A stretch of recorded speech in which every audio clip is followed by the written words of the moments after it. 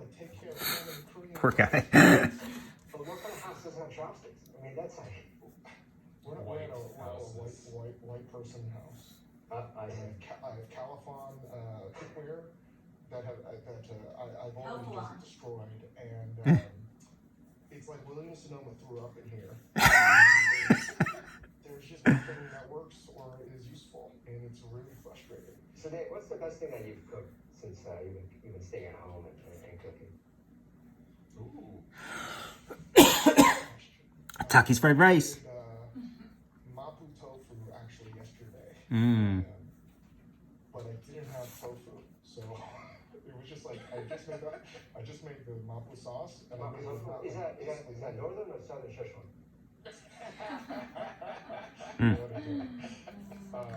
Now's not the time to start right.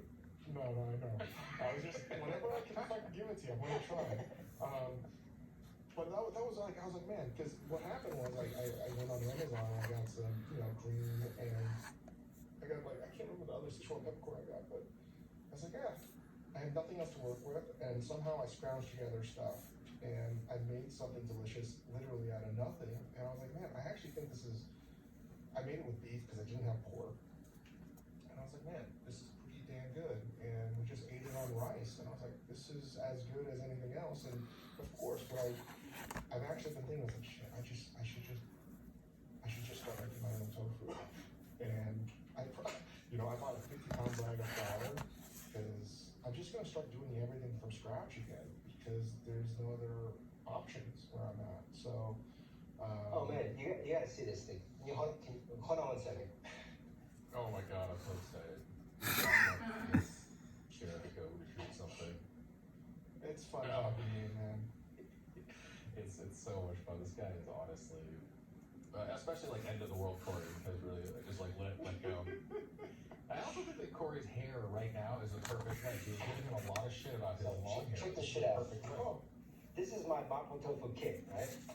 Oh, wow. What? This is a deli. So you can steam this tofu. So I made the tofu from scratch. I steamed it right in this deli. And then put the ragu on top, and I have the deli up in the fridge. So all I have to do now is actually microwave it, and then stir it to break the tofu, and have rice ready. And it's great. And honestly, like, if I were mise en place this in a restaurant, this is how I would do it now. If I opened a Szechuan restaurant today, like, this is how I would mise en place my mapo tofu. I mean, it's so efficient. You already have the soybeans. Like, I have to get everything. I gotta figure out. I have nothing to cook with. It's not But to paint a picture for any listeners, a deli container is basically a pint-sized plastic container that he has layered with homemade tofu and then basically like a mapo ragu on top, right? Like it's pretty brilliant. Listen, if you just saw that, and if you're not in the business, it's like one of those things where you're like, 99% of the world probably would see this and be like, what's the big deal? But if you're in the business, you're like, fuck, that's really goddamn smart.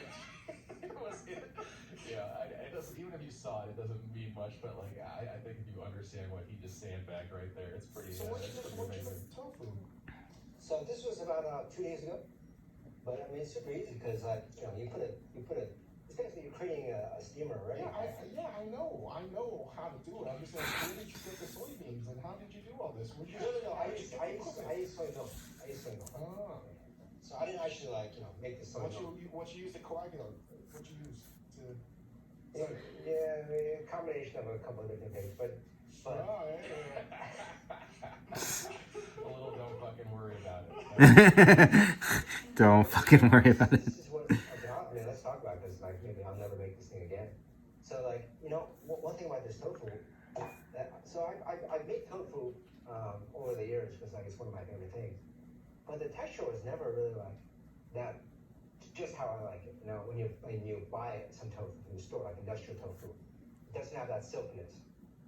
If you make firm tofu, that's one thing. But if you make silken tofu, and I was never able to achieve the silkiness that I want, or you would get some kind of mix and it'd be very bitter, just from the amount of salts and coagulants that they're using.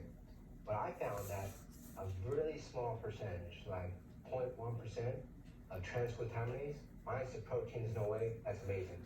And it's a different kind of binding than coagulants do. So the way coagulants do it, they react with the proteins and it sets just kind of like meat, right?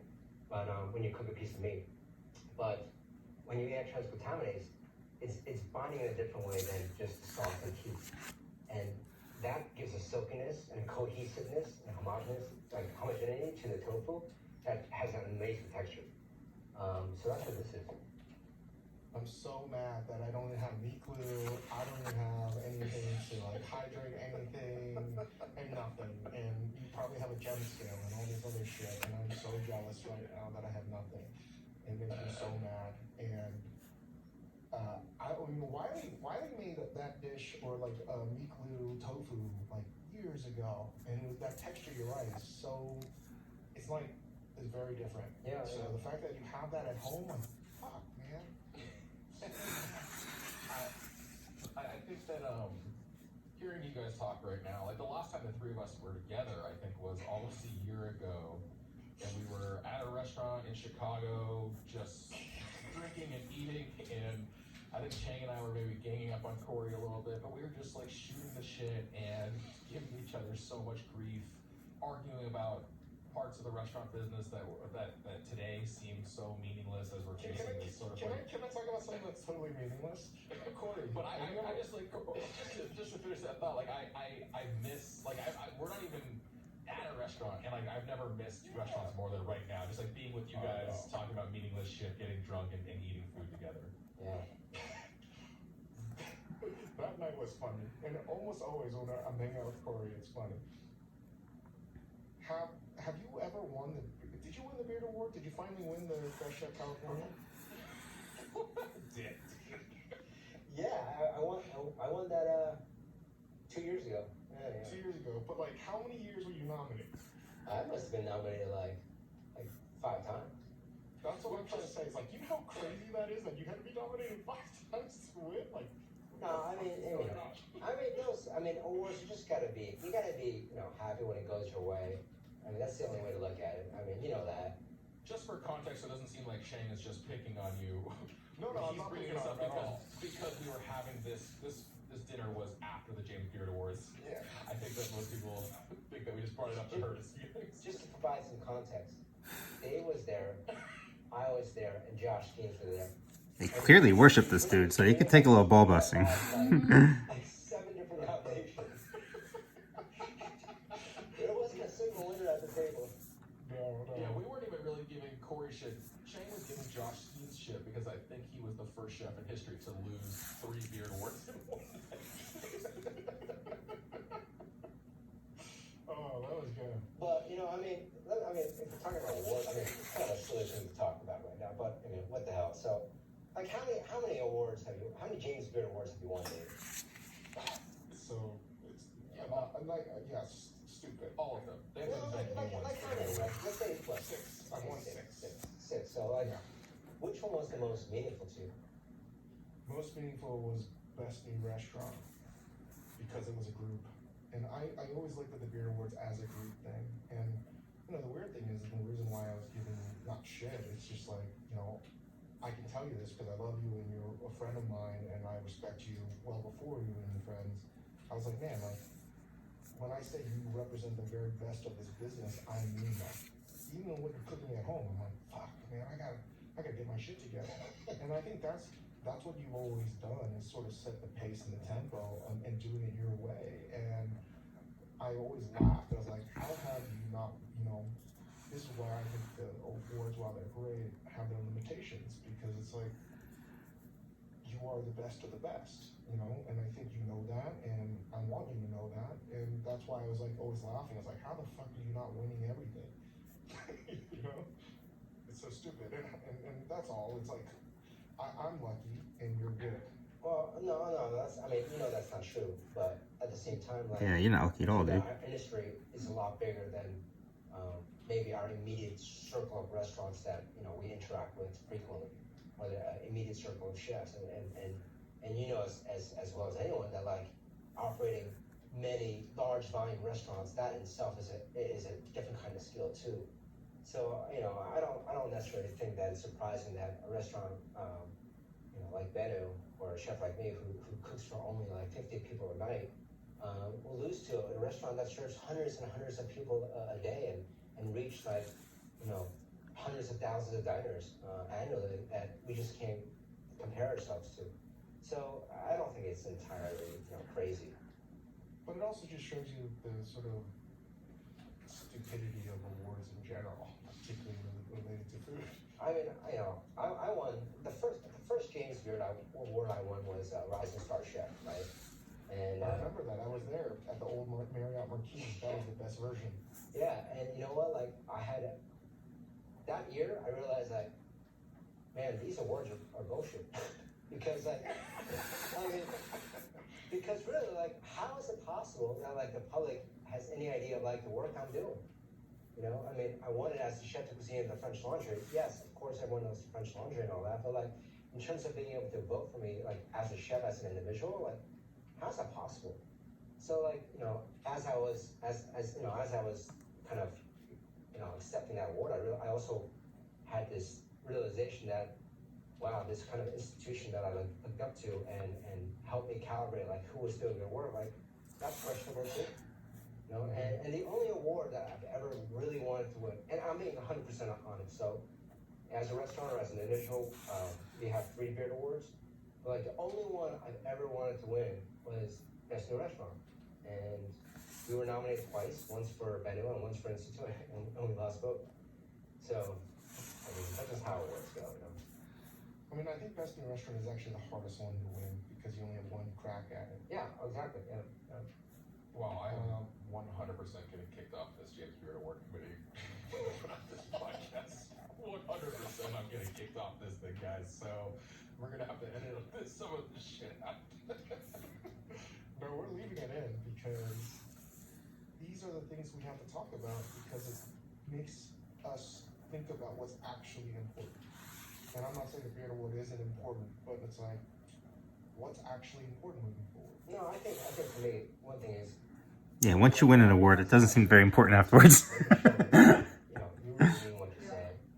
And, if this is how you feel about words, like, this is how it is. I have no problem voicing my opinion, there's too many crazy things happening right now to worry too much about, hurting some, like not being sensitive to some kind of award or worrying about the politics of being a chef in America. I just don't think that's the priority right now. And if there's one thing that this crisis has made me realize, that's not important at all. Exactly. Which is why I want to talk about it, because we can have a different angle and be like, wow, I can't believe we give so much time and effort to something that is like totally frivolous. And again, I'm not trying to say it's frivolous. Please take that in a different way, because there's a lot of people that work at the Beard House and all these things, but I'm simply saying our priorities have to change moving forward, in terms of the future that we want to build and we will rebuild. What are we gonna want to teach our cooks about, the value of cooking? What kind of feeling do we want our guests to have again? And again, that's something I'm ruminating on quite a bit. It's that, I said it, I just want to give people like a bowl of love. Yeah. I mean, I think there's gonna be a lot of things that kind of last, from this experience. And there's kind of like obvious, very visible stuff, right? Like, we were talking about SARS, for example, and when you eat in Hong Kong, it's almost like pretty standard that if there's a shared dish, you're gonna have a second set of chopsticks or something, right? But that didn't exist before SARS. If you go eat around Hong Kong now and you're dining somewhere, you just think that's part of like Chinese culture, but no, that wasn't there before. And so we're gonna have things like that didn't exist in our restaurants before, but in a few years, we're just gonna be so used to those things that they're gonna be kind of second nature to us. So we'll have those things that remind us of what happened, but the kind of changes that I hope will happen are kind of at an industry level where our restaurants are such fragile businesses, and something needs to change there. And it was already fragile, and this just kind of exposed our vulnerability. And I really think that it was due for a fall, and maybe in a different way, but it was due for a fall because there were just too many restaurants that they couldn't. Yeah, it's crazy. It's one of the reasons why I love listening to this. Like, it's how many commonalities there are. Not just with this crisis, but just in general, you know. And it just exposes kind of the vulnerability even at the very top of our industry. Yeah. I don't think there's a chef out there right now, if you're in America, who's not just scared shitless of what's going to happen in the next few weeks. And if you're not, Yeah. you're ignorant, because this is something that's going to completely change our world as chefs and as restaurant operators. You know, your parents are right, Corey. Our parents are right. We should have done better in school. They're always right. These fucking tiger parents are always right.